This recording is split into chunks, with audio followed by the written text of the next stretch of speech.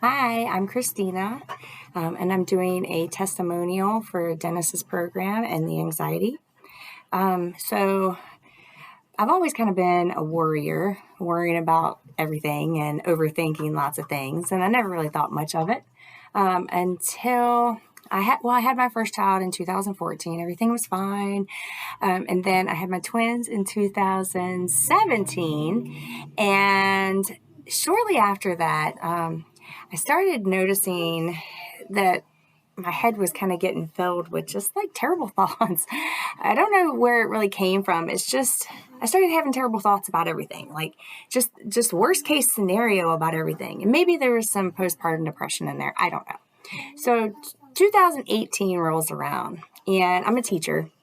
And so around me, it kept seeming like everybody was getting sick. I mean, teachers just were passing away, family members from friends just passing away. And like the top thing that it seemed like I was hearing was cancer, cancer, cancer, cancer, cancer. So as I'm hearing this, like I started feeling like all of this just kind of started attaching to me. And I just kept feeling like the sadness, and then the sadness from this side and this side. And every time I would hear it, it kind of felt like it was just attaching to me. I don't know if I'm explaining it right, but that's just the way it felt. It's like if I would hear it, if I would hear it on the TV, if I would hear it here, it just started attaching to me. And I started just kind of worrying, like, oh my gosh, like, am I next? And so I started feeling just like very scared about things. And I had a really good friend, and she was the most athletic person. I mean, she ran marathons. She was the most wonderful person that you could think of. And I was driving one day, and I mean, she was a fellow teacher, and I was driving one day and I happened to be stopped at a light, and I went on Facebook and I look at my phone, and she had posted a picture of her in the hospital, and she drops this ball that she has brain cancer. And at that moment, like, I think that was just the final point of things that I could handle at that point.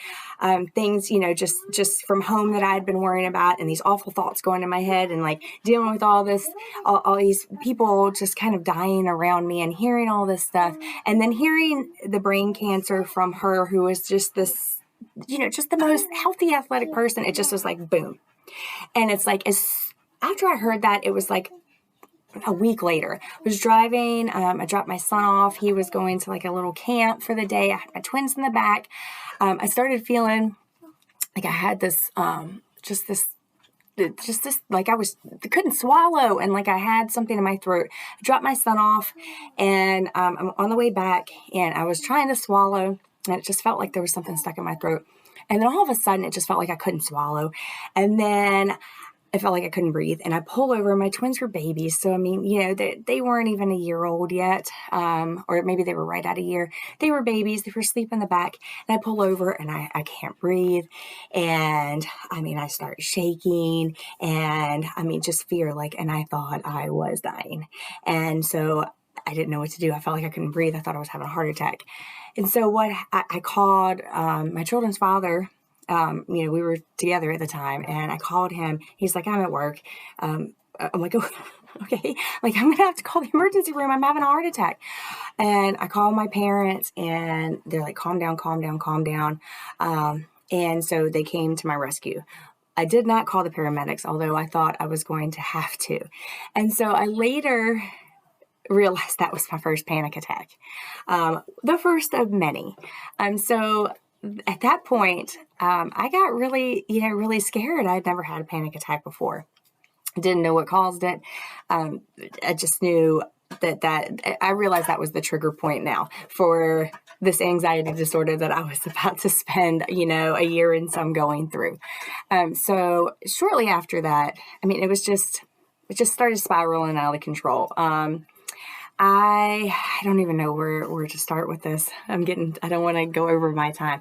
So it just started spiraling out of control. I got to where I couldn't drive anymore because I had that panic attack in the car. And so every time I got in the car, I felt like I couldn't breathe, and, my chest was heavy, and I thought I was choking, and something was strangling me. And And so I got to the point where I just wouldn't drive. I couldn't drive. I had these just thoughts where I thought I was dying in front of my children at every moment. So I kind of traveled through my body. I really thought like I was just going to drop dead in front of my children. And that's so horrible. I can smile about it now. I'm really not smiling. I'm trying to fight back tears, just reliving all of this because it was the most fearful time of my entire life. I never wish that on anybody. So, okay, I'm getting myself back together. I'm going to try to hurry because I'm at 5 minutes. So, the symptoms had taken over. I was dizzy all the time. I felt like I couldn't breathe. Shaking. I mean, you name it, I had it. The throat thing was horrible. I thought that I had something stuck in my throat. So I really thought, I had cancer going through my body. That was the big one. I had my head checked for brain tumors. I had my eyes checked because I was dizzy. My vision was blurry. I had my throat checked for throat cancer. I had every procedure you can possibly imagine done. I had a endoscopy because I thought I had stomach cancer. I went through each part, and as each part was checked, and I was told I was fine. I'm like, well, okay. I felt better for a second. And then it traveled to the next part and then the next part. And I was having panic attacks. I got to where I was so fearful to even be home alone. I thought I was dying at any moment. I would call for help. It was a horrible. I would beg my children's father not to go to work because I just couldn't be alone. I was so afraid that I was going to drop dead at any moment. So, yeah, the symptoms were insane, and I never wish that on my worst. I wouldn't wish that on my worst enemy. It was horrible. So one day, and finally, I went to a doctor, and he's like, this is anxiety, and I'm like, what are you talking about? Anxiety? Like, this is way more than just worry. And I did not believe it for a while. So I happened to Google one day, why would anxiety make me feel like I have cancer? And when I Googled that, Dennis, somehow it was like Dennis's video, a video that, it must have been an early video of his where it was just this guy sitting there and he was just talking on camera about all this stuff. And it was like, as soon as I heard his words, I was like, are you me? Like, is this me? And so I felt like he was talking to me. And so I found out, hey, it's Dennis. I'd never heard of him before. Nobody had ever pointed me in his direction. I had Googled why would anxiety make me feel like I have cancer? So once I heard that very first video, I started to look him up on YouTube, and I found that he has all these wonderful videos. And I started to listen to him daily and follow him daily. And he used to have live sessions on Facebook. That's how I got through my days at first, were those videos. He truly saved my life. Hearing him, listening to him, and eventually I did buy his program. I went through his program. I can remember having panic attacks in the car as I'm going through it, and there would be Dennis's voice was my safe spot. So I learned to accept that I really fought against it first. Like, hey, anxiety is not going to make me feel like I'm dying and give me all these symptoms. But I truly eventually accepted it. I went through his program. I actually think I went through it twice.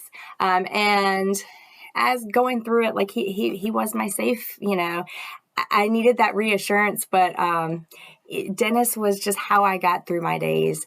And going through his programs, it's not like the program cured me from everything, but it gave me the steps that I needed to get through this anxiety disorder. I was diagnosed with, health anxiety and then a general anxiety disorder. All the doctors wanted to do was put me on medicine. I didn't want that. And medicine did not make me feel better. It didn't make me feel good. So I took it upon myself. I was like, no, I need to find another way through this. And it wasn't an overnight solution. It's something that I had to work on. I used Dennis's advice. I found my way through this with, journaling. Just everything. I used what he taught me, his meditations. There were so many things, I had to meditate all the time, go through his meditations to let go of things. Sometimes I would do it and I'd be in tears. if I hadn't had Dennis, I don't know where I would be right now. There's so many things I could say, and I don't have all the time to say it. But Dennis truly saved my life. Like he helped me understand what was happening and what I was going through, and he gave me the tools to help me get through it. Like I got. I'm trying to think how to say it. So I followed him, followed his steps, followed his guidance. And then that kind of led me to where spirituality took over. And I'm not going into all that, but I went through a whole lot. It's not an overnight solution, but it's definitely, if I hadn't had him or found him that day, I don't know where I'd be right now. And that was something that, like, when I think about, nobody can understand what you're going through unless you've been through it. I'm sorry, like so many people, especially like the things I would hear, like, oh, think better thoughts. Really? If it was that easy? Yeah, no. So Dennis's program, Dennis has all the tools you will need to help yourself through this. I'm sorry you're going through this. It's a horrible thing. Whatever kind of anxiety you're going through. And, there's plenty of people that have been through this and have come out. One thing I remember Dennis said through his program, I actually wrote it down just so I wouldn't forget. People have taken a path through this program and have come out on the other side happier than ever. And without Dennis, I do not know where I would be. That when I look back, that was one of the worst things I've ever been through, but it's also made me such a better person. You see it when you get to the other side. And I hope you get to experience Dennis and everything that he has to offer you to get through this. And good luck.